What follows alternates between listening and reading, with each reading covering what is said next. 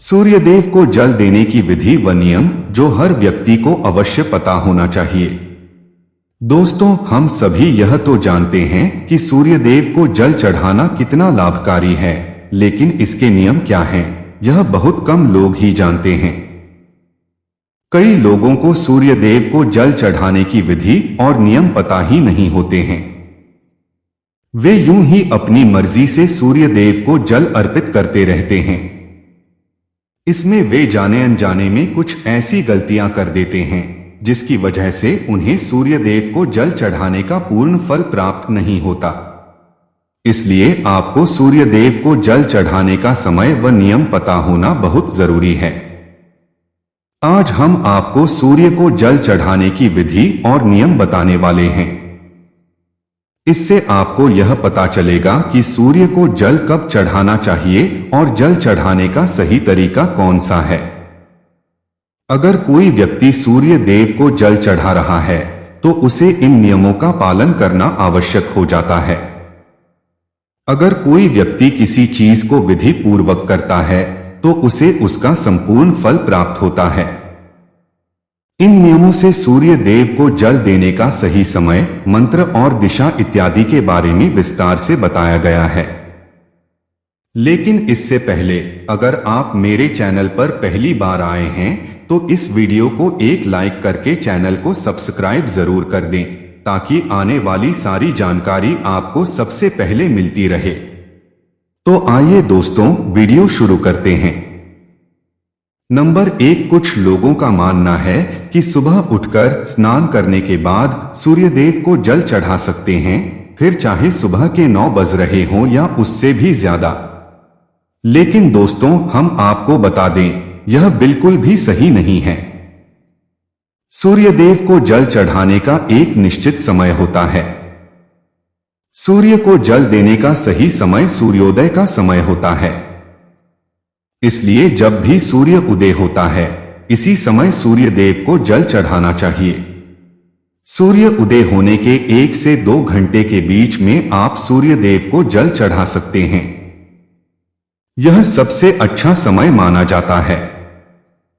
अगर आप इस समय के बीच में सूर्य देव को जल चढ़ाते हैं तो यह आपके लिए बहुत ही शुभ होता है, क्योंकि इसके बाद धीरे धीरे सूर्य देव की किरणों का प्रभाव तेज हो जाता है।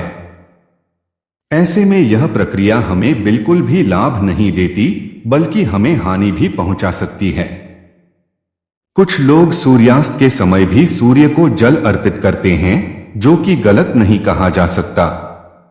दरअसल सूर्य देव को जल तब दिया जाता है जब सूर्य की किरणों का प्रभाव कम होता है।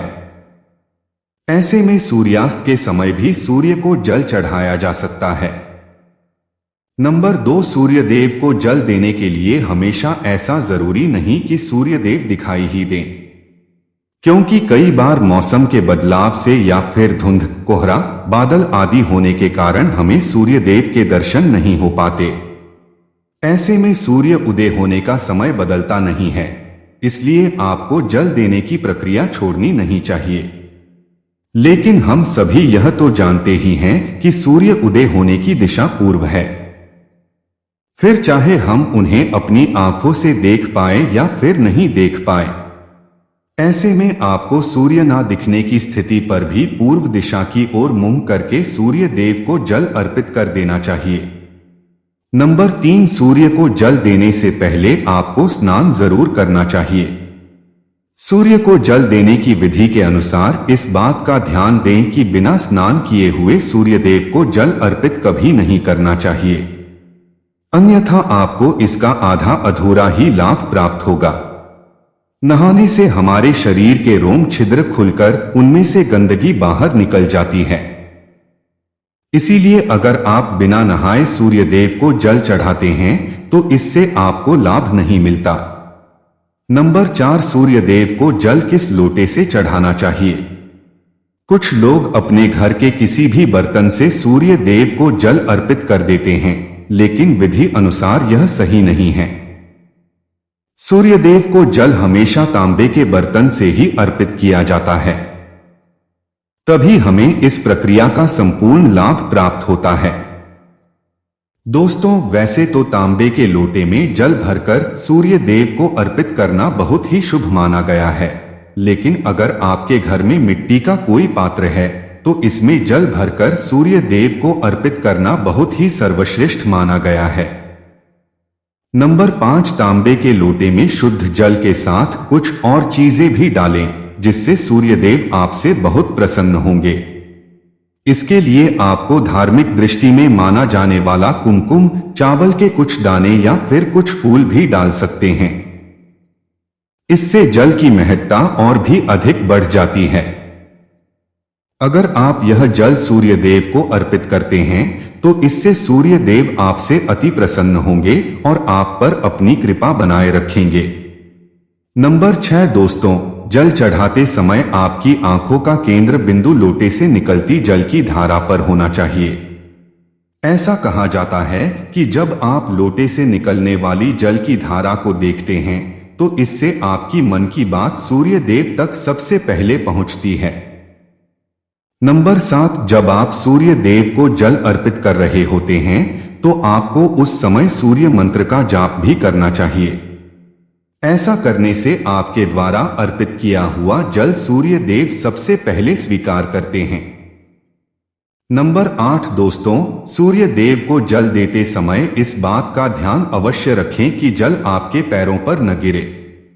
वैसे तो जल अर्पित करते समय उसकी कुछ छींट आपके पैरों को छू सकती हैं, लेकिन यह कोशिश करें कि जितना हो सके जल आपके पैरों को स्पर्श न करें। इसके लिए आपको सूर्य देव को जल अर्पित करते समय सीधा खड़े होकर आगे की तरफ झुककर उन्हें जल अर्पित करना चाहिए। नंबर 9, सूर्य को जल अर्पित करने के बाद क्या करें? जब आप सूर्य देव को जल अर्पित कर देते हैं तो आपको झुककर जल को स्पर्श कर अपने माथे और आंखों पर लगाना है। इसके बाद इस जल की 3 बार परिक्रमा करनी है और सूर्य देव को प्रणाम करना है। इस प्रकार सूर्य को जल अर्पित करने की यह प्रक्रिया पूरी हो जाएगी। नंबर 10, सुबह के समय अगर आप सूर्य देव को जल देते हैं तो इस बात का आपको विशेष ध्यान रखना चाहिए कि प्रतिदिन आपका जल देने का समय लगभग एक ही हो। इससे आपकी यह एक अच्छी आदत बन जाएगी। नंबर 11, अगर आपने जल देना शुरू किया है तो इस नियम को किसी भी स्थिति में तोड़ना नहीं है। नंबर 12, जल देने के लिए बासी जल का इस्तेमाल बिल्कुल भी न करें। आपको प्रतिदिन ताजा और शुद्ध जल ही सूर्य देव को अर्पित करना है। इसके अलावा जल देते समय आपको सूर्य देव के मंत्र ओम घृण सूर्याय नमः का 7 बार जाप भी अवश्य करना चाहिए। नंबर 13, ध्यान रहे सूर्य देव को जल अर्पित करते समय आपको अपने मुंह को पूर्व दिशा की ओर ही रखना है, क्योंकि पूर्व दिशा की ओर से ही सूर्य उदय होता है। इसके अलावा संभव हो तो जल में कुमकुम और लाल फूल अवश्य डालें। अगर यह चीजें आपके पास उपलब्ध नहीं हैं, तो आपको कम से कम जल में अक्षत यानी कि चावल के दाने अवश्य डालने चाहिए। लेकिन ध्यान रहे कि चावल के दाने टूटे हुए नहीं होने चाहिए। नंबर 14, सूर्य देव अर्घ्य देने वालों को रविवार के दिन आदित्य हृदय स्तोत्र का पाठ भी करना चाहिए। इससे सूर्य देव प्रसन्न होते हैं। इसके अलावा जल देने वाले व्यक्ति को मांसमदिरा का सेवन करने से भी बचना चाहिए। प्रतिदिन सूर्य देव को जल अर्पित करने से व्यक्ति की कुंडली में सूर्य मजबूत होता है। सूर्य को प्रतिदिन जल चढ़ाने से उनका आत्मविश्वास मजबूत होता है और समाज में उनकी मान प्रतिष्ठा में वृद्धि होती है। दोस्तों, यह तमाम जानकारी जन रुचि को ध्यान में रखकर दी जा रही है। वास्तुशास्त्र के उपाय को अपनी आस्था और विश्वास पर आजमाएं। वीडियो का उद्देश्य मात्र आपको बेहतर सलाह देना है। इस संदर्भ में हम किसी भी प्रकार का दावा नहीं करते। अगर आपको आज की यह जानकारी पसंद आई हो तो कृपया इस वीडियो को एक लाइक करके इस चैनल को सब्सक्राइब जरूर कर लें। वीडियो में अंत तक बने रहने के लिए धन्यवाद।